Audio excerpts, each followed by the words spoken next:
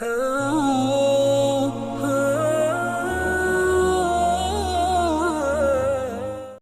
محرم الحرام کو کربلا کا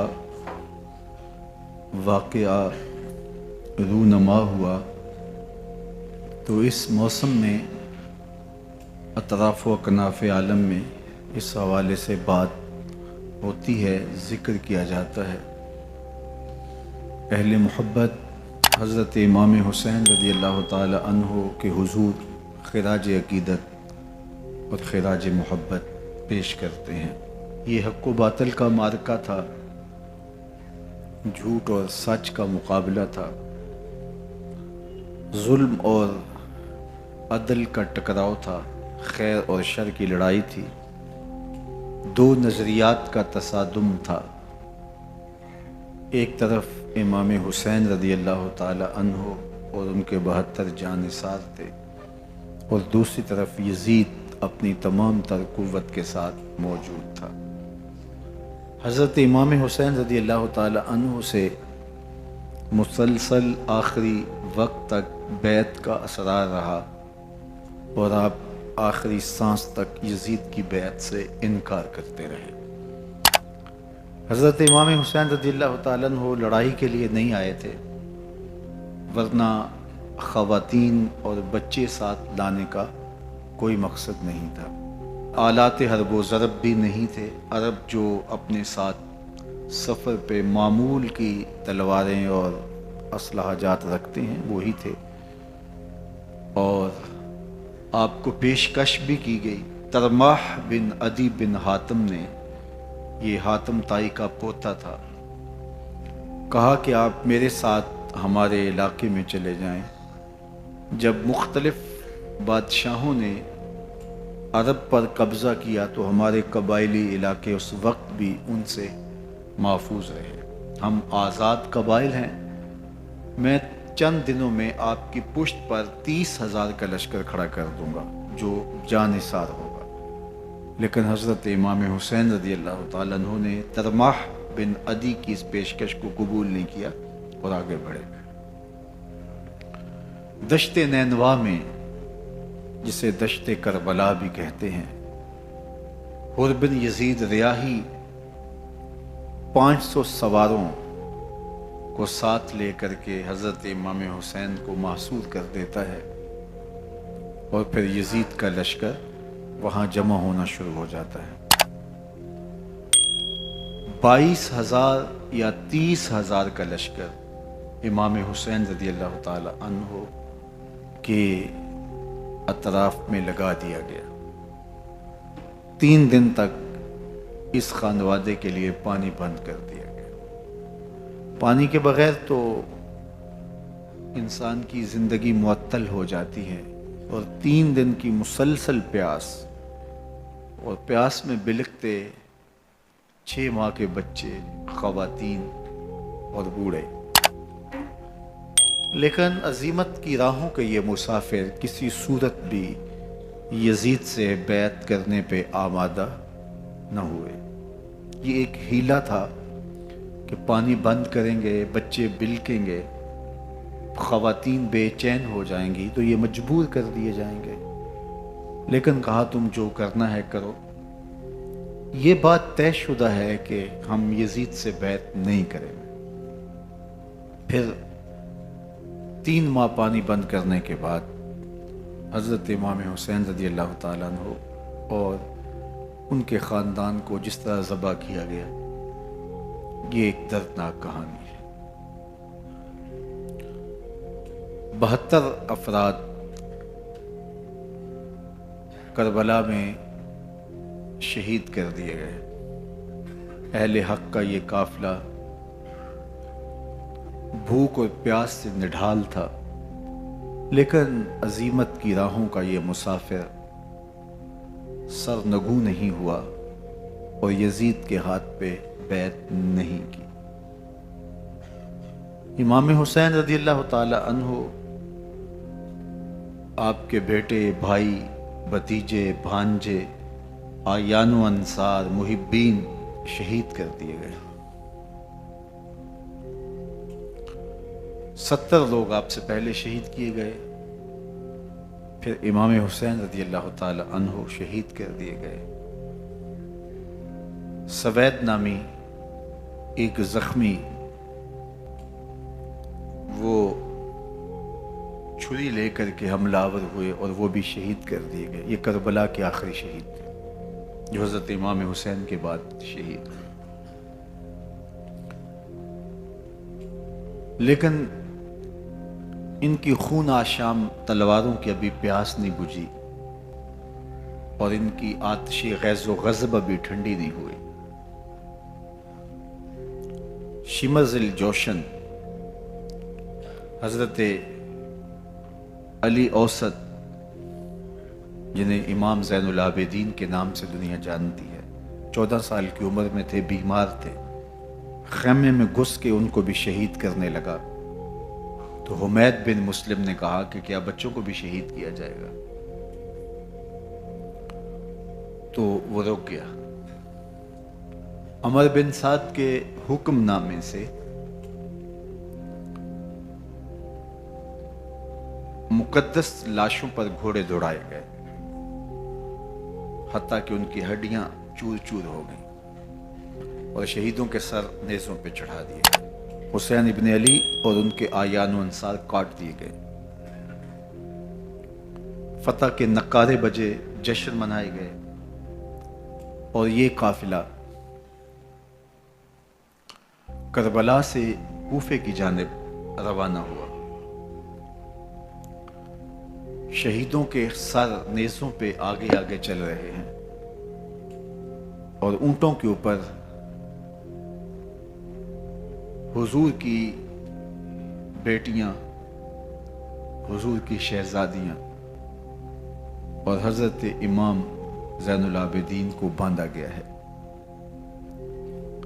اور یہ تقدس مآب قافلہ کوفے پہنچتا ہے۔ ابن زیاد بہت خوش تھا کہ جیسے اس نے کوئی بہت بڑا کام کر لیا ہو۔ نواسہ رسول کا سر ایک تشت میں رکھا اس کے سامنے تھا اور وہ چھڑی سے آپ کے ہونٹوں اور آپ کے دانتوں پر ضرب لگاتا۔ حضرت زید بن ارقم رضی اللہ تعالی عنہ صحابی رسول اس مجلس میں موجود تھے، وہ کھڑے ہو گئے، غصے سے ان کا بدن کانپ رہا تھا اور آپ نے کہا، ظالم، چھڑی کو یہاں سے ہٹا لے، میں نے خود ان آنکھوں سے رسول اللہ کو یہ ہونٹ چومتے ہوئے دیکھا ہے۔ ابن زیاد غصے میں بپھرا ہوا بولا، اگر تو بوڑھا نہ ہوتا تو میں تیری گردن اڑا دیتا۔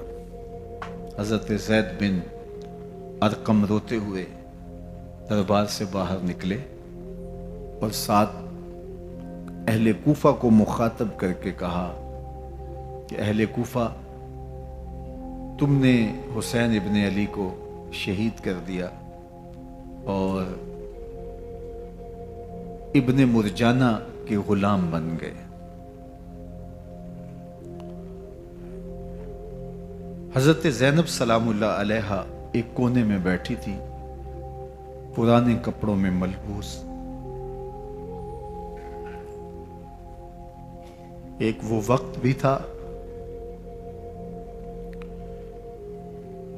کہ سیدہ زینب سلام اللہ علیہا جب کوفے میں آئیں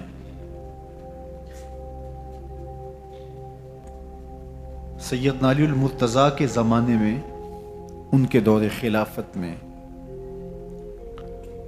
دارالخلافہ کوفہ متعین ہوا، تو یہ مدینے سے کوفے آئیں تو اس وقت کوفے کی معزز خواتین نے ان کا استقبال کیا۔ خلیفۃ المسلمین کی شہزادی، رسول اللہ کی بیٹی سیدہ فاطمہ الزہرا کا عکس حضرت زینب سلام اللہ علیہا کوفے میں داخل ہوئیں، تکریم، عزت اور وقار کے ساتھ آپ کا استقبال کیا گیا اور آپ خواتین کو درس قرآن دیتی، حضور کی شریعت سکھاتی، اور آج وہی کوفہ ہے، وہی دیوار و در ہیں، اور وہی زینب ہے، اور آج زینب کے ساتھ حسین ابن علی کا کٹا ہوا سر ہے۔ پرانے کپڑوں میں ملبوس حضرت زینب سلام اللہ علیہ آج اسی کوفے میں داخل ہوئی ہیں۔ دارالامارت کے ایک کونے میں تشریف فرما ہے کہ ابن زیاد پوچھتا ہے یہ خاتون کون ہے؟ حضرت زینب خاموش رہی۔ اس نے دوسری مرتبہ پوچھا، آپ پھر خاموش رہی۔ تیسری مرتبہ پوچھا، آپ پھر خاموش رہی۔ پھر ایک لونڈی نے بتایا یہ زینب بنت علی ہیں۔ تو اس کے سامنے حضرت امام حسین کا کٹا ہوا سر پڑا تھا، اور وہ حضرت زینب سے مخاطب ہو کے کہنے لگا کہ اللہ نے تمہیں شکست دی اور یزید بن معاویہ کو فتح عطا کی۔ تو حضرت زینب سلام اللہ علیہ پھر دربار ابن زیاد میں ایک خوبصورت خطبہ عطا کیا۔ زینب بول رہی تھی، لگ رہا تھا مولا کائنات بول رہے ہیں۔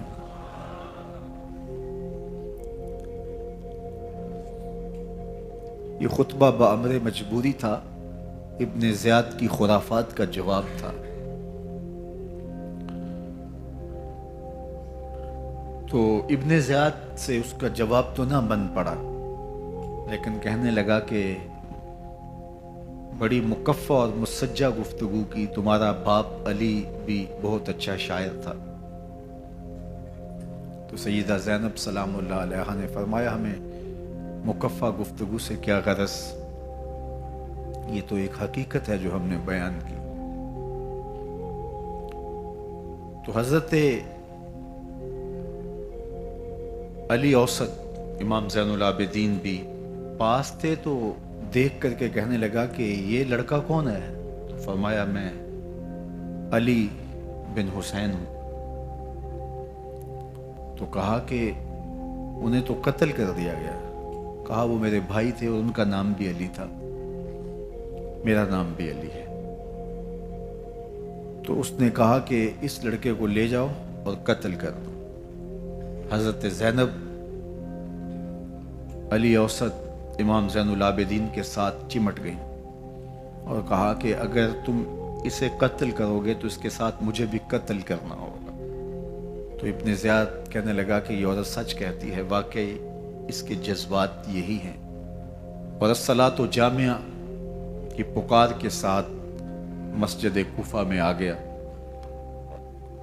کوفے کے لوگ سارے ابن زیاد کے سامنے تھے۔ امام حسین کا کٹا ہوا سر ابن زیاد کے سامنے تھا، اور اس نے کہا کہ اللہ نے یزید بن معاویہ کو فتح دی اور کذاب ابن کذاب معاذ اللہ حسین ابن علی کو شکست دی۔ جب اس نے یہ بات کہی تو عبداللہ بن عفیف الازدی رضی اللہ تعالی عنہ موجود تھے، وہ کھڑے ہو گئے۔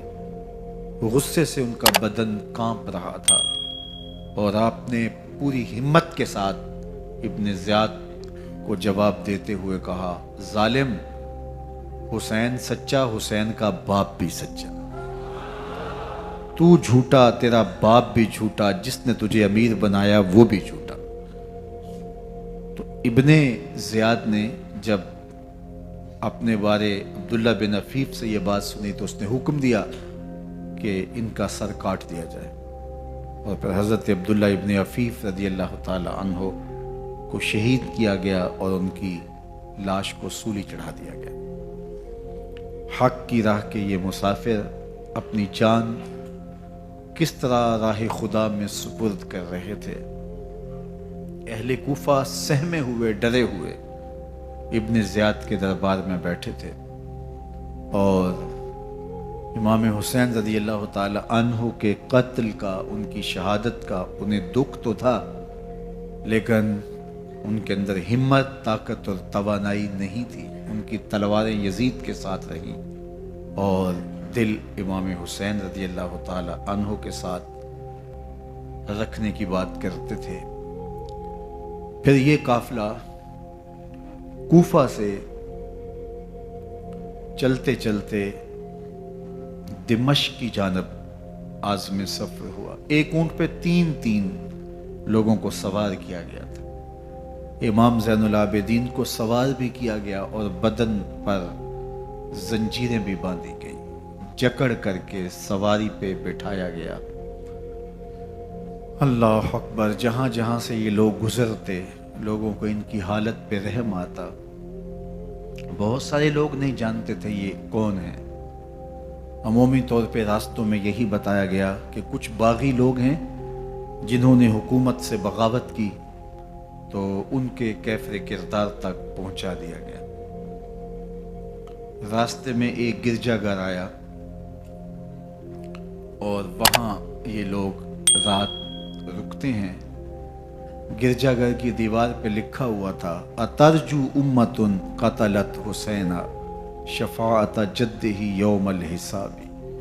کیا وہ امت جنہوں نے حسین ابن علی کو شہید کیا قیامت کے دن انہی کے نانے سے شفاعت مانگیں گے؟ کس منہ سے شفاعت طلب کریں گے؟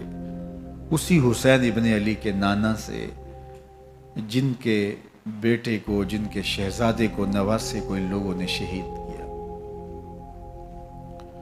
جب یہ تقدس مآب قافلہ دمشق پہنچا تو راستے میں ایک شخص قرآن مجید کی تلاوت کر رہا تھا. اپنے مکان کی چھت پہ بیٹھ کے تلاوت کر رہا تھا اور یہ قافلہ اس طرح سے گزر رہا تھا کہ شہیدوں کے کٹے ہوئے سر نیزوں کی نوک پہ تھے اور عصمت شیار خواتین اور امام زین العابدین اونٹوں پہ بندھے ہوئے تھے. تو پڑھنے والا تلاوت کر رہا تھا کہ کہف اور رقیم یہ ہماری نشانیوں میں سے بڑی عجیب نشانیاں ہیں. تو جب وہ پڑھ رہا تھا تو سر حسین سے آواز آئی یا تالی القرآن، اے قرآن پڑھنے والا. اصحاب کہف سے زیادہ عجیب قتلی و حملی، میرا قتل کرنا اور نیزے کی نوک پہ چڑھایا جانا ہے. یہ قافلہ یزید کے دربار میں پہنچتا ہے. یزید بہت خوش ہوا اور اس نے حضرت امام زین العابدین رضی اللہ تعالیٰ عنہ سے کہا کہ تمہارے باپ نے میری حکومت کے خلاف بغاوت کی اور وہ اپنے انجام کو پہنچے. تو آپ نے جواب میں قرآن مجید کی آیات کی تلاوت کی اور اہل بیت کے مناقب اور فضائل بیان کیے. سیدہ زینب سلام اللہ علیہا کا ایک خطبہ اہل بیت کی عظمت، مناقب اور فضائل میں یزید کے دربار میں اپنی انوکھی اور البیلی شان رکھتا ہے. یزید پہلے تو خوش ہوا لیکن جب اس نے لوگوں کے چہرے دیکھے تو وہ پریشان ہو گیا. حتیٰ کہ یزید کے دربار میں ایک عیسائی سفیر آیا ہوا تھا تو اس نے جب کٹے ہوئے سر دیکھے اور خستہ حال سادات کی شہزادیوں کو دیکھا تو اس نے کہا یہ کون لوگ ہیں؟ تو اسے بتایا گیا تو اس نے بڑے تعصف کا اظہار کیا. کہا کتنے بد نصیب لوگ ہو، ہمارے پاس حضرت عیسیٰ علیہ السلام کے گدھے کا کھر موجود ہے اور ہم اسے بھی عزت کی جگہ پہ رکھے ہوئے ہیں، اور تم کتنے بدبخت ہو اپنے رسول کے نواسے کو شہید کر دیا. بے مروت بے وفا تیرا بھی کیا افسانہ ہے، جس نے اپنی ہی شمع کو گل کیا تو وہ پروانہ ہے. تو یزید نے جب لوگوں کے تیور دیکھے اور بدلتے ہوئے حالات دیکھے تو اس نے تعصف کا اظہار کیا اور کہا اللہ برا کرے ابن زیاد کا وہ امام حسین کو میرے تک پہنچنے دیتا تو میں ان سے اچھا معاملہ کر لیتا۔ کچھ لوگ اس سے یزید کو بری الذمہ قرار دینے کی کوشش کرتے ہیں، لیکن یزید کے اپنے حکم سے سب کچھ ہوا۔ ابن اسیر نے لکھا ہے کہ جب یزید مرا تو ابن زیاد دمشق آ رہا تھا، اس کے ساتھ مسافر بن شریح بھی تھا، تو اچانک وہ کچھ سوچنے لگا۔ تو مسافر بن شریح نے کہا کہ ابن زیاد میں تمہیں بتاؤں تم کیا سوچ رہے ہو؟ کہا بتاؤ۔ کہا تم یہ سوچ رہے ہو کہ میں نے نواسہ رسول کو شہید کیوں کیا؟ تو کہنے لگا کہ یہ مجھے یزید کا حکم تھا، اور اگر میں نواسہ رسول کو شہید نہ کرتا تو وہ مجھے قتل کر دیتا۔ اور جب مسلم بن عقبہ کو مدینہ المنورہ کی حرمت کو پامال کرنے کے لیے اور حضرت عبداللہ ابن زبیر رضی اللہ تعالیٰ عنہ کی خلافت کے اعلان کے بعد مکہ المکرمہ پر حملے کے لیے جو یزید نے بھیجا، تو اس سے قبل اس نے ابن زیاد کو کہا کہ یہ کام تم کرو۔ تو ابن زیاد نے جو جواب دیا وہ یہ تھا کہ میں تمہارے کہنے پہ پہلے ہی نواسہ رسول کو شہید کر چکا ہوں، اب نواسہ رسول کو شہید کرنا اور کعبۃ اللہ کی حرمت کو پامال کرنا، یہ دو چیزیں میں جمع نہیں کروں گا۔ اور اس نے بادشاہ کے حکم کا انکار کر دیا۔ تو یزید نے امام حسین رضی اللہ تعالیٰ عنہ کی شہادت کا حکم دیا تھا ابن زیاد کو، اور یہ دو گواہیاں میں نے ابن زیاد سے آپ کے سامنے رکھی۔ باقی اس کا یہ سیاسی پینترا کہ وہ تعصب کا اظہار کرے، تو قاتل کی پشیمانی مقتول کی اہمیت تو بڑھا سکتی ہے، لیکن قاتل کے دامن سے قتل کا داغ نہیں دھو سکتی۔ تو حضرت امام حسین رضی اللہ تعالی عنہ کا قتل یزید کو اب نظر آ رہا تھا مجھے بہت مہنگا پڑے گا، آخرت تو برباد ہوئی ہی ہوئی، دنیا بھی میں نے برباد کر لی، اور میری حکومت بھی مستحکم نہیں رہ سکے گی۔ تو اب اس نے یہ کہنا شروع کر دیا کہ خدا برا کرے ابن مرجانہ کا کہ وہ راستہ دے دیتا اور امام حسین کو میرے تک پہنچ دیتا۔ حضرت امام زین العابدین سے اب وہ لجاجت کرنے لگا اور کہنے لگا کہ حضرت آپ کچھ ارشاد فرمائیے۔ تو آپ نے تین چیزیں ارشاد کی۔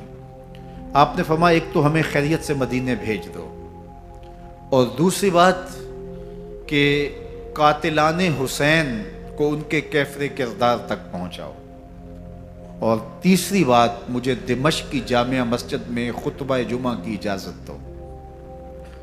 اس نے کہا کہ خطبہ جمعہ کی اجازت بھی دیتا ہوں، آپ کو خیریت سے مدینہ المنورہ بھی روانہ کر دیا جائے گا، لیکن قاتلان حسین کو کیفر کردار تک پہنچانا یہ میرے بس میں نہیں ہے، یہ ممکن نہیں ہے۔ اب مجھے بتائیے، حاکم وقت ہو اور اتنا بڑا سانحہ اور واقعہ ہو گیا ہو، تو وہ وہیں کھڑے کھڑے معذرت کر لے کہ یہ اس بات کو رہنے دو، تو اس کا مطلب سمجھنے میں کسی بھی باشعور شخص کو دیر نہیں لگتی۔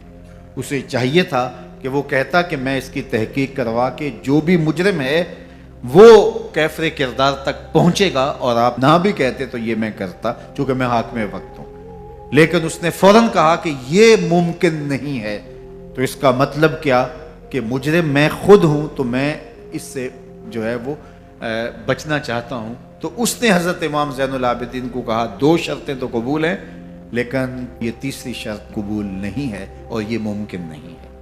تو یہ واضح اس بات کا اشارہ ہے کہ یزید کے حکم سے، اس کی منشا سے اور اس کے کہنے سے حضرت امام کو شہید کیا گیا، اور اس نے حضرت امام حسین رضی اللہ تعالی عنہ کے مبارک لبوں پر چھڑیاں بھی ماری اور آپ کے دانتوں پر ضربیں لگائیں چھڑیوں کی۔ وہ تو ایک صحابی وہاں موجود تھے جو کھڑے ہو گئے، انہوں نے کہا ارفع ھذا القدیب عن ھاتین الشفتین، ان ہونٹوں سے چھڑی ہٹا لے، میں نے ان آنکھوں سے رسول اللہ کو یہ ہونٹ چومتے ہوئے دیکھا ہے۔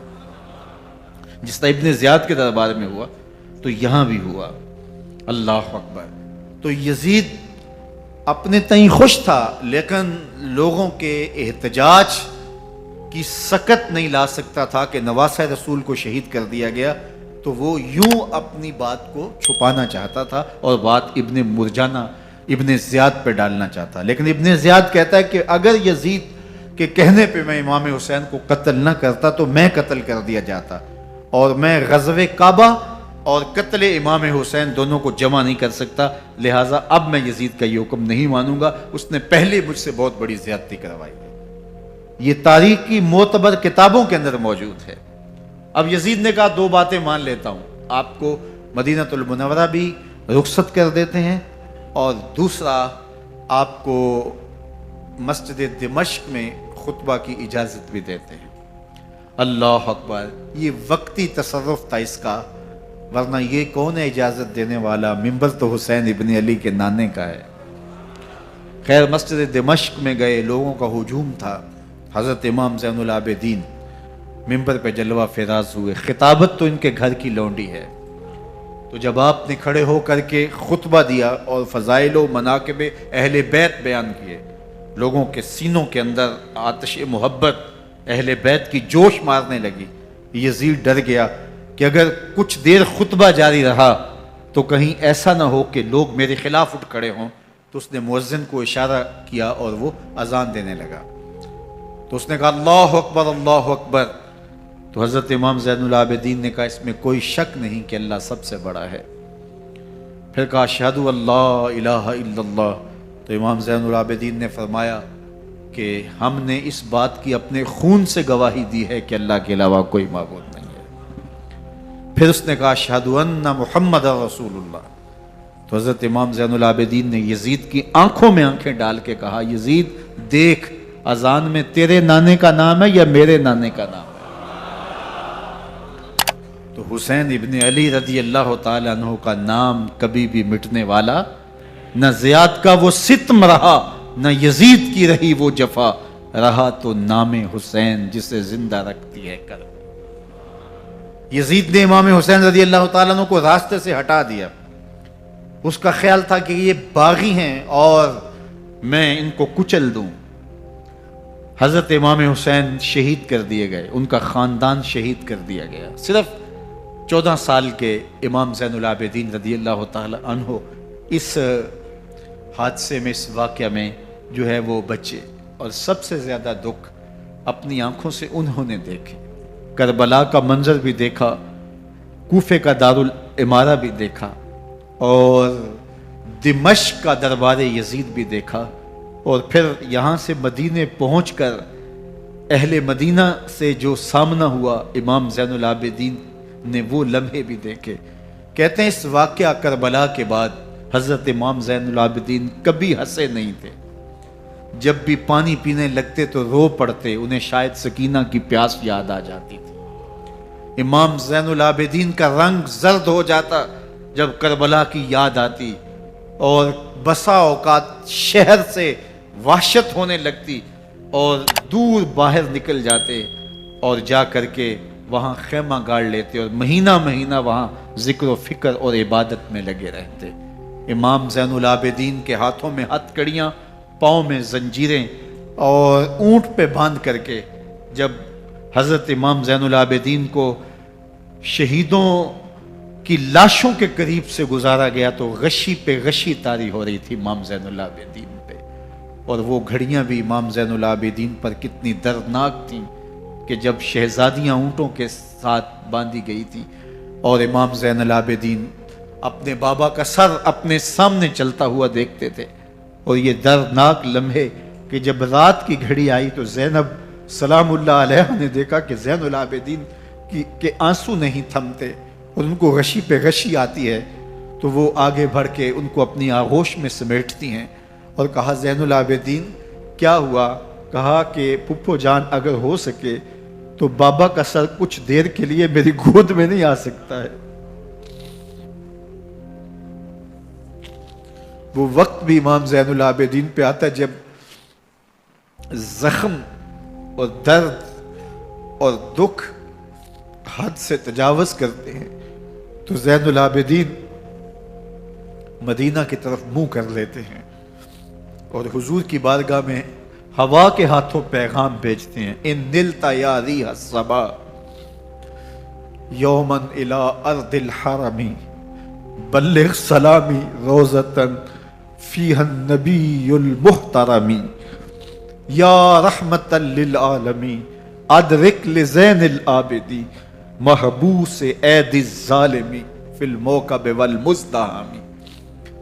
امام زین العابدین نے یہ سارا دردناک منظر اپنی آنکھوں سے دیکھا اور یہ سارے دکھ سہے۔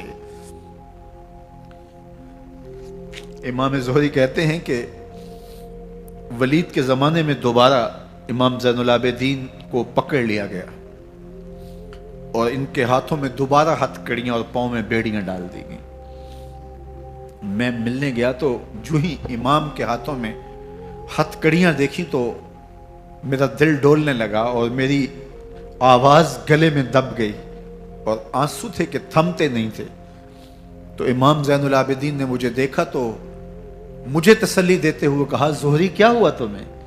تو میں نے کہا، حضرت کربلا میں تھوڑے دکھ دیکھے تھے اور اب یہ حالت مجھ سے دیکھی نہیں جا رہی۔ تو امام زین العابدین نے ان زنجیروں کو اور ان ہتھ کڑیوں کو جن سے آپ جکڑے گئے تھے جھٹکا دیا، لوہے کی زنجیریں ٹوٹ گئیں۔ کہا، زہری ہم اللہ کی تقدیر پہ راضی ہے ورنہ یہ زنجیریں کیا ہوتی ہیں۔ امام زین العابدین کو اللہ نے عزتوں سے نوازا تھا، ہر دور کے حاکم وقت ڈرتے تھے اور ان کی عزت سے حسد کرتے تھے۔ ولید بن عبد الملک بنو امیہ کا بڑا تگڑا حکمران گزرا ہے۔